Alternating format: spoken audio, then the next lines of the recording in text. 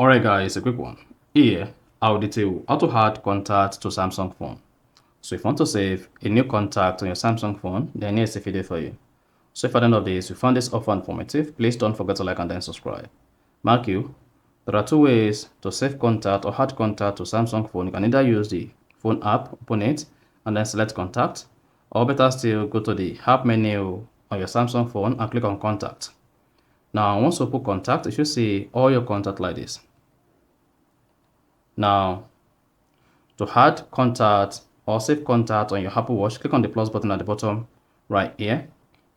Then you should see this information pop. First, you want to choose where you want to save the contacts to. Click on this drop menu. Then you can select your emails here that you want to save the contacts to. Once selected, type in the first name, the surname, the company, the phone number. Then you can add email, birthday address, and the rest. You can also add other feed to the note. And once you are done, go ahead and click on the save button.